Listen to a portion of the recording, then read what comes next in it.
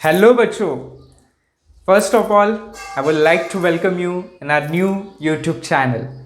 And this YouTube channel is specially dedicated for the commerce students. ये हम लोग ने जो चैनल बनाया है ये कॉमर्स के लिए बनाया है, तो इस चैनल पे हम ज़्यादा से ज़्यादा कॉमर्स के वीडियोस को ही अपलोड करेंगे. सो फर्स्ट ऑफ ऑल आप सभी का इस चैनल पे तहे दिल से स्वागत है. So this is a channel of calibre tutorial.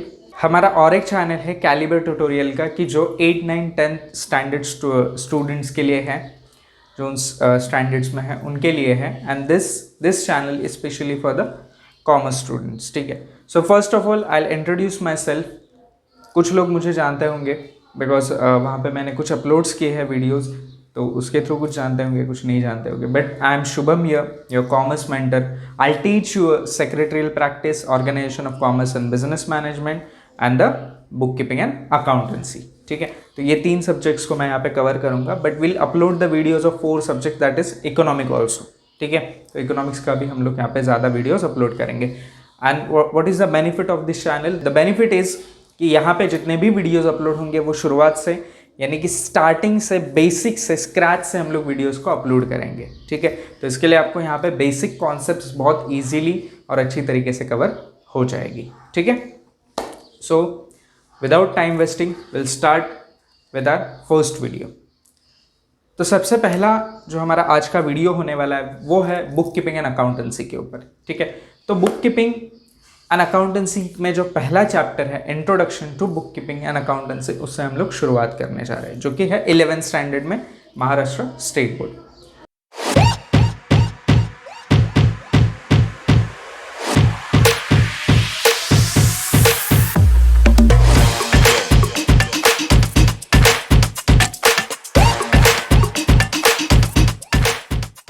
So you know very well कि एग्जैक्टली बीके क्या होता है. ठीक है. जो हम लोग ने अभी तक समझा है, बीके को हम लोग क्या समझते हैं? BK is just like an, कुछ अकाउंटिंग करना होता है, कुछ इधर का उधर न्यूमेरिकल से कुछ खेलना होता है, ऐसा हम लोग के माइंड में रहता है. कुछ प्लस माइनस करना है, डिवीजन करना है, परसेंटेज निकालना है, प्रॉफिट निकालना है, लॉस निकालना है, वॉट एवर इट इज, जो हम लोग के माइंड में हम लोग ने फिट किया है. ठीक है. तो सबसे पहले हम लोग समझते हैं कि book keeping and accountancy, this 2 terms are different. दोनों भी एक दूसरे से काफी अलग है. So what is bookkeeping? Bookkeeping is just and recording the transactions. That's it. Bookkeeping का काम एक ही होता है कि ट्रांजैक्शंस को रिकॉर्ड करना, उससे हम लोग क्या कहते हैं? बुककीपिंग. ट्रांजैक्शंस को रिकॉर्ड करना मतलब है कि हम लोग एक इजी एग्जांपल लेते हैं. For example, I am the seller, you are the buyer. ठीक है. जैसे मैंने आपको एक पेन सेल किया, ठीक है, आपने वो पेन को खरीदा. अभी यहाँ पे क्या हुआ? एज एन सेलर मैं मेरे रिकॉर्ड्स को मैनेज करूंगा, मैं मेरे रिकॉर्ड्स को मेंटेन करूंगा, मैं लिखूंगा कि मैंने आपको एक पेन सेल किया, उसके बदले मैंने आपसे पैसे लिए. ठीक है. तो ये मेरा रिकॉर्ड हो गया. वैसे ही अगर आप बायर हो तो आप भी रख सकते हो, कोई प्रॉब्लम नहीं. तो आप रिकॉर्ड कर रहे हो आपके बुक्स में कि मैंने इनसे एक पेन खरीदा और मैंने इनको कुछ पैसे दिए. इसका मतलब ट्रांजैक्शन हुआ. ठीक है. ट्रांजैक्शन किस चीज़ का हुआ? एक पेन का ट्रांजैक्शन हुआ और एक पैसों का ट्रांजैक्शन हुआ. ठीक है. तो ये ट्रांजैक्शंस को रिकॉर्ड करना, that is called the book keeping. ठीक है. उसी को कहते हैं कि बुक में सारी चीजें रिकॉर्ड करना, उसे ही हम लोग कहते हैं बुक कीपिंग. ठीक है. उसे ही क्या कहते हैं? Book keeping. That's it. And accountancy is different. Accountancy हम लोग बाद में देखेंगे कि एग्जैक्टली अकाउंटेंसी क्या होता है. अभी हमें समझना क्या है? बुक कीपिंग समझना है. ठीक है. तो सबसे पहले हम लोग शुरुआत करते हैं कि बुक कीपिंग कैसे हो गया, मतलब बुक कीपिंग की शुरुआत कैसे होगी. वैसे कहा जाता है कि 12th सेंचुरी में उसके कुछ प्रूफ मिले थे, एविडेंस मिले थे कि डेबिट क्रेडिट टर्म्स ऐसे तभी के वक्त सामने आए थे. तभी से ये चलता आ रहा है. ठीक है. बुक कीपिंग ये जो कॉन्सेप्ट है ये तभी से चलती आ रही है. तो चंद्रगुप्ता मौर्य के टाइम पे जो मिनिस्टर थे कौटिल्य करके, ठीक है, आचार्य चाणक्य जी, उन्होंने एक बुक लिखी थी अर्थशास्त्र. उन्होंने उसमें ये सारे रिकॉर्ड्स का मेंशन किया है, ये सारे रिकॉर्ड्स को मेंशन किया है, बुक कीपिंग के बारे में बताया. लेकिन पहले उसको क्या कहा जाता था? देशीनामा के नाम से जाने जाते थे. ठीक है. फिर उसके बाद 14th सेंचुरी में एक इटालियन मर्चेंट थे जिन्होंने डबल एंट्री सिस्टम को इंट्रोड्यूस करा. Now what is double entry system, वो हम लोग बाद में देखेंगे. डबल एंट्री सिस्टम क्या होता है, तो अभी उसके बारे में सोचना नहीं है. फिर धीरे धीरे 18th-19th सेंचुरी में इंडस्ट्रियल रिवॉल्यूशन स्टार्ट हुआ. बहुत सारे कंपनीज हो गए, ऑर्गेनाइजेशंस हो गए, वो सामने आने लगे. ठीक है. वो उभर के आने लगे. तो उस वक्त ऐसा हुआ कि लोगों को ओनरशिप एंड मैनेजमेंट डिफरेंट करनी थी. ठीक है, because of the industrial civilisation हो रहा था, इंडस्ट्रियल रिवॉल्यूशन हो रहा था, तो उस वक्त लोगों को ओनरशिप एंड मैनेजमेंट डिफरेंट रखती थी। ओनरशिप एंड मैनेजमेंट कैसे डिफरेंट होती है, देखो जैसे फॉर एग्जाम्पल एक ABC नाम की कंपनी है, उसको मिस्टर बी उसके ओनर है, ABC नाम की कंपनी है, मिस्टर बी उसके ओनर है, तो उनके पास उस कंपनी की ओनरशिप आ गई, ठीक है, और उन्हें चला रहा C नाम का बंदा है, ABC नाम की कंपनी, B उसके ओनर एंड C उस कंपनी को चला रहा है, यानी कि मैनेजमेंट इज डिफरेंट। मैनेजमेंट जो है वो पर्सन C के पास है और जो ओनरशिप है वो पर्सन B के पास है। तो ये मैनेजमेंट एंड ओनरशिप सेपरेट हो गई, ठीक है, ये काफ़ी इजी है। तो इसी की वजह से वहाँ पे अकाउंटिंग सिस्टम आने लगी, बिकॉज दोनों को फंड्स के बारे में पता होना बहुत ज़रूरी है, फिनेंशियल पोजीशंस के बारे में पता होना बहुत ज़रूरी है। तो इसके लिए तभी के उस वक्त में ऐसे कोई नहीं बोल सकता था कि हाँ मेरे पास फॉर एग्जाम्पल ऐसे 50,000 का प्रॉफिट हुआ है, ओनर बोल रहा है कि 50,000 का प्रॉफिट हो सकता है, लेकिन मैनेजमेंट वाले बोल रहे हैं कि 50,000 नहीं 40,000 का ही प्रॉफिट हो रहा है, ठीक है। तो ये सारे क्लैशेस नहीं होने के लिए एक अकाउंटिंग सिस्टम बनाया गया with the some rules and regulations. तो इसी तरीके से क्या हो गया कि जो अकाउंटिंग सिस्टम है वो उभर के आ गया, और फिर धीरे धीरे इस तरीके से वो डेवलप होता गया, उसके अंदर इतने सारे रिसर्चेस होते गए कि उसके बाद एक जो अकाउंटिंग सिस्टम है वो ऑर्गेनाइजेशन में होना ज़रूरी हो गया, उसके बिना ऑर्गेनाइजेशन चल ही नहीं सकती। ऐसे कुछ वहाँ पे कुछ टर्म्स आ गए, कुछ डिफिकल्टीज आ गए, कुछ चैलेंजेस आ गए कि अभी अकाउंटिंग सिस्टम होना बहुत ज़रूरी है, और उसी के बाद अकाउंटिंग सिस्टम की शुरुआत हो गई, ठीक है। तो सबसे पहले हम लोग देखते हैं कि फीचर्स क्या है, बुक कीपिंग के फीचर्स क्या होते हैं, ठीक है, कि एग्जैक्टली बुक कीपिंग क्या होता है, तो उसके फीचर्स हम लोग देखेंगे। सबसे पहले क्या होता है कि book keeping it helps to record the day to day transactions of the business, ठीक है। सबसे पहला क्या होता है कि बिजनेस के डे टू डे ट्रांजैक्शंस, मतलब कि इस दिन में कौन कौन से ट्रांजैक्शंस हुए। फॉर एग्जाम्पल कि मैंने किसी को पैसे उधार दिए, मैंने किसी से पैसे लिए, मैंने किसको माल बेचा, किसके पैसे आने बाकी है, ठीक है, किसको मैंने कितने पैसे दिए हैं, मैंने किसको कितनी टिप्स दी है, तो ये सारी चीज़ें भी वहाँ पे रिकॉर्ड होती हैं। तो इसके लिए ये जो डे टू डे ट्रांजैक्शंस होते हैं ना, एकदम जो स्मॉल ट्रांजैक्शंस होते हैं, उसको रिकॉर्ड करने के लिए बुक कीपिंग हमेशा हेल्प करता है, ठीक है। बिकॉज हम लोग हर चीज़ माइंड में फिक्स नहीं करके रख सकते, हम लोग कितना भी कहें कि हमें सारी चीज़ें आती हैं, हमें सारे पैसों के बारे में सब कैलकुलेशंस आता है, but we can not do the same thing, ठीक है, कि हम लोग सारी चीज़ें माइंड में फिक्स करके नहीं रख सकते। तो इसके लिए क्या हो गया कि डे टू डे ट्रांजैक्शंस के लिए हमें बुक कीपिंग को अपनाना पड़ा, ठीक है। अभी उसके बाद क्या होता है, only financial transactions are recorded. Book keeping में क्या होता है, जितने भी फाइनेंस रिलेटेड ट्रांजैक्शंस है उन्हीं को वहाँ पे रिकॉर्ड किया जाता है। तो ये सेकंड फीचर हो गया उनका। फिर यहाँ पे जो रिकॉर्ड्स होते हैं वो फ्यूचर रेफरेंस के लिए भी यूज़ किए जाते हैं, ठीक है।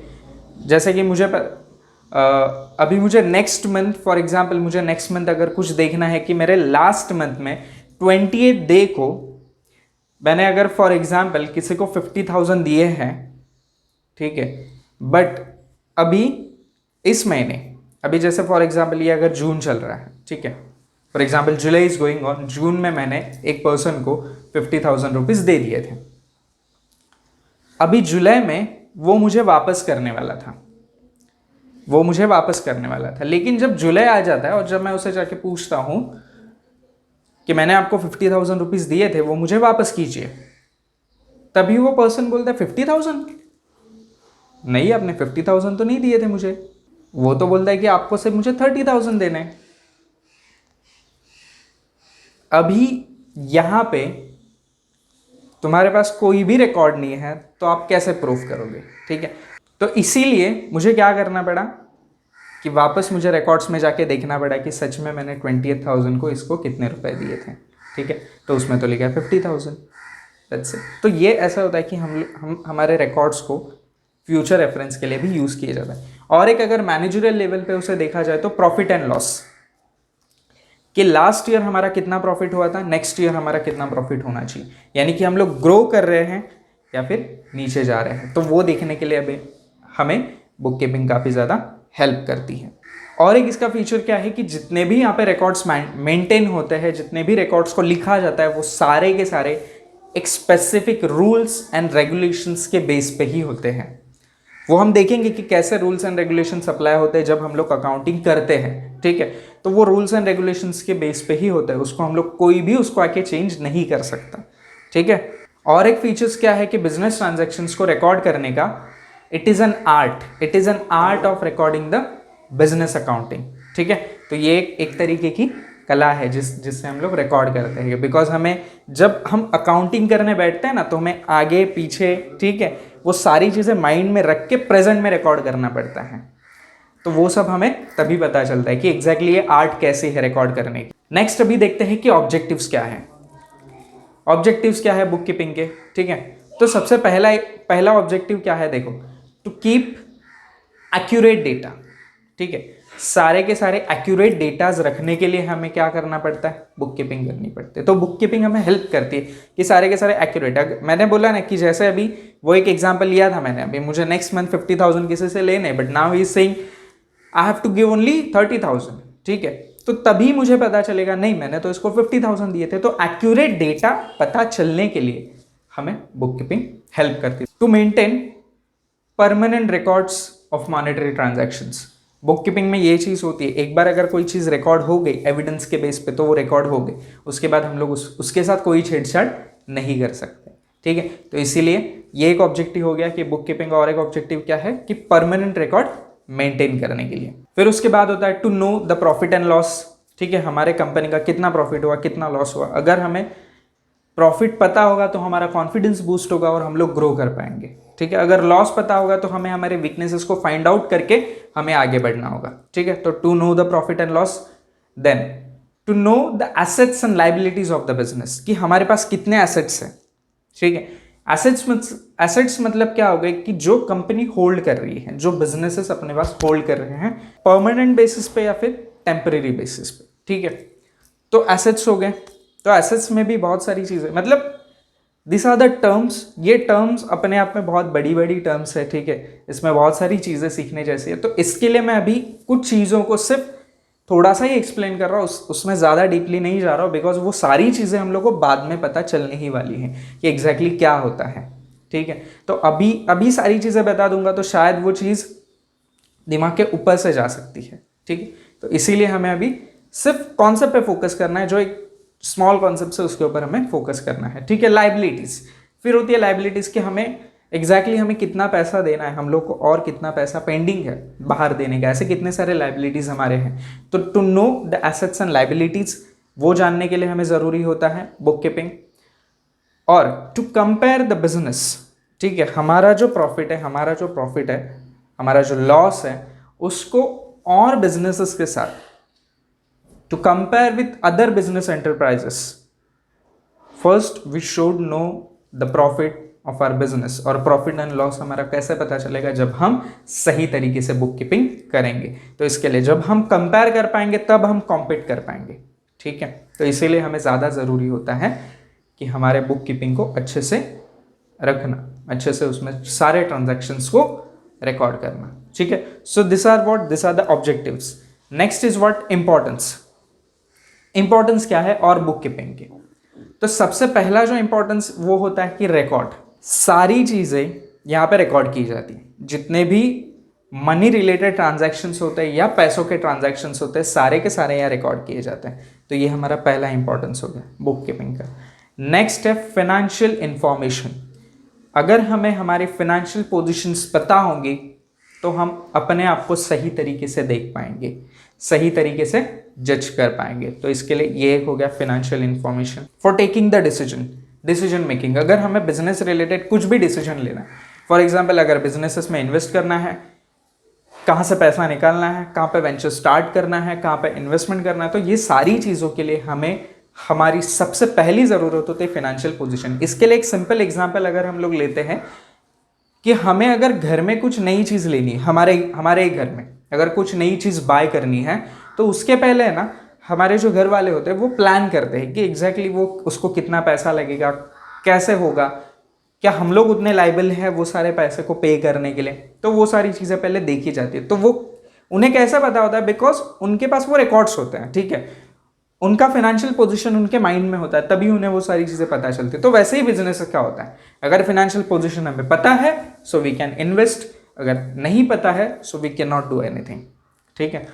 तो हमें शायद उसमें से लॉस ही ज़्यादा झेलना पड़ेगा। नेक्स्ट होता है कंट्रोलिंग। कंट्रोलिंग किस बात की, ठीक है। जब हम अकाउंटिंग सिस्टम बनाते हैं, जब हम रिकॉर्ड्स को मेंटेन करते हैं, ट्रांजैक्शंस को मेंटेन करते हैं, तो कंट्रोलिंग हमारे एक्सपेंसेस पे हो जाती है, ठीक है। हमें पता चल रहा है कि नहीं, मुझे इतना प्रॉफिट जनरेट करना है तो मुझे इतने सारे एक्सपेंसेस कम करने पड़ेंगे। शायद यहाँ से मुझे इतना आउटपुट नहीं आ रहा है जितना मैं इन्वेस्ट कर रहा हूँ, तो वहाँ पे मुझे इन्वेस्ट भी नहीं करना चाहिए, ठीक है। तो ये सारी चीज़ों को कंट्रोल करने के लिए, यानी कि पैसों को कंट्रोल करने के लिए हमें पहले पैसों की पोजीशन पता होनी चाहिए। तो इसके लिए बुक कीपिंग हमें बहुत ज़्यादा ज़रूरी होती है। नेक्स्ट, हमारे पास एविडेंस रहता है हमारे पैसों का कि कहाँ से कितने पैसे, इवन सिंगल रुपीज़ का हमारे पास एविडेंस रहता है। तो इसके लिए हम लोग श्योर हो सकते हैं हमारे बारे में कि सच में ये जो हमारे पास पैसा आया it is in legal way, ठीक है। ये लीगल वे से हमारे पास पैसा आया हुआ है और जो हम लोग कर रहे हैं वो भी लीगली कर रहे हैं। तो इसके लिए हमारे पास एविडेंस होना, बाद में कुछ भी इशू हो जाता है कुछ भी, तो हमारे पास अगर एविडेंस होगा तो हम लोग हमारी साइट को सेव कर सकते हैं, ठीक है। तो इसके लिए हमें बुक कीपिंग रखना, मेंटेन करना, रिकॉर्ड्स को मेंटेन करना बहुत ज़्यादा ज़रूरी है। और एक होता है टैक्स लायबिलिटी, ठीक है। जब हमें पता होगा कि एग्जैक्टली हमारे फिनेंशियल पोजीशंस क्या है, तो हम लोग क्या कर सकते हैं कि टैक्स जो देना है हमें, तो हमारी कितनी लायबिलिटी बन रही है, ठीक है। टैक्स में भी स्लैब्स होते हैं कि इतने स्लैब पे आपको इतना इतना टैक्स देना पड़ता है। तो हमें अगर हमारा टर्नओवर पता होगा तो हम लोग उस हिसाब से हमारी टैक्स लायबिलिटी को भी फुलफिल कर सकते हैं। अभी नेक्स्ट है यूटिलिटी ऑफ बुक कीपिंग, कि बुक कीपिंग की जो यूटिलिटी है, यानी कि यूजेस किस किस को है, ठीक है, किस किस को इसके यूजेस है। सबसे पहला जो यूज़ है वो ओनर को इसका बहुत बड़ा यूज़ होता है बुक कीपिंग का, कि जानने के लिए कि एग्जैक्टली मेरे पर्सनल एसेट्स कितने हैं अलग से और मेरे बिजनेस के एसेट्स कितने हैं अलग से। अदरवाइज कैसे होगा ना कि पहले ऐसे चलता था कि मतलब बिजनेस घर से किया जाता था, पूरा घर उसमें इन्वॉल्व होता था, घर के एसेट्स बिजनेस के एसेट्स कुछ डिफ्रेंशिएट नहीं हो पाता था, ठीक है। तो उसकी वजह से बहुत सारे प्रॉब्लम्स क्रिएट होते थे। लेकिन अभी बुक कीपिंग की वजह से क्या हो जाता है कि ओनर को अपने एसेट्स एंड बिजनेस के एसेट्स डिफरेंट करने में काफ़ी ईजी हो जाता है और उसको फिनेंशियल पोजिशंस पता होने में काफ़ी हेल्प हो जाती है कि सच में मेरा जो बिजनेस है वो कहाँ तक पहुँचा है और कहाँ पहुँच सकता है, ठीक है। तो ये ओनर को एक पता चल गया। फिर मैनेजमेंट को क्यों, for taking the managerial decisions. Managerial decisions क्या होते हैं, कैसे होते हैं, क्यों लिए जाते हैं, कब लिए जाते हैं, everything I will cover in our next video. और जब वो टॉपिक आएगा तो उस वक्त मैं आपको ये सारी चीज़ें बता दूंगा कि एग्जैक्टली मैनेजरल डिसीजंस क्या होते हैं, कैसे लिए जाते हैं, because that is also vast topic, वो काफ़ी बहुत बड़ा टॉपिक है मैनेजरल डिसीजंस के बारे में। फिर होता है इन्वेस्टर्स को जानने के लिए कि सच में यहाँ पे मैं इन्वेस्ट करूँ तो मुझे मिलेगा या नहीं मिलेगा। मतलब बिजनेस की प्रॉफिटेबिलिटी है तो ही इन्वेस्टर चाहेगा कि मैं वहाँ पे इन्वेस्ट करूँ, अपना लॉस करने के लिए कोई इन्वेस्ट नहीं करेगा। तो इसके लिए अगर हमारे पास बुक कीपिंग होगी, अगर हम लोग सारे रिकॉर्ड्स मेंटेन करते हैं, तो हमारे पास फाइनेंशियल पोजीशंस होगी, तो वो सारी चीज़ें हम लोग हमारे इन्वेस्टर्स को दिखा सकते हैं। और अगर इन्वेस्टर्स देखने के बाद वो लोग कॉन्फिडेंटली हमारे कंपनी में they can invest the money, okay. So this is the useful of investors. फिर उसके बाद आते हैं कस्टमर्स को कैसे यूज होगा, कस्टमर्स को फाइनेंशियल पोजीशन से क्या लेना देना। कस्टमर्स को अपना प्रोडक्ट मिल गया बस, दैट्स इट, उनको अपने गुड्स एंड सर्विसेज मिल रहे, दैट्स इट, ऐसा नहीं होता, ठीक है। कस्टमर्स को एक श्योरिटी हो जाती है अगर हमारी फाइनेंशियल पोजीशंस अच्छी रहेगी कि उन्हें जो गुड्स का सप्लाई होने वाला है, that is called supply of goods, वो सही से होगा, because we are that much capable to supply the goods. तो इसके लिए फाइनेंशियल पोजीशंस कस्टमर्स को जानना भी बहुत ज़्यादा ज़रूरी होता है। फिर होता है गवर्नमेंट, ठीक है। गवर्नमेंट को लाइबिलिटीज़ देखने के लिए, टैक्सेस देखने के लिए, टैक्सेस रिकवर करने के लिए फाइनेंशियल पोजीशंस पता होनी बहुत ज़्यादा ज़रूरी है, ठीक है। अगर आपने अपनी फाइनेंशियल पोजीशंस को रिवील नहीं की, दिखाया नहीं, तो शायद आपके ऊपर जो टैक्स स्लैब्स वो डिफरेंट रह सकते हैं, इंक्वायरीज हो सकती है, एनीथिंग एल्स, ठीक है। तो गवर्नमेंट को ये सारी चीज़ें दिखाना बहुत ज़्यादा ज़रूरी हो। फिर होता है लेंडर्स, ठीक है, जो हमें पैसे देने वाले होते हैं, ठीक है, लेंडर्स हो गए।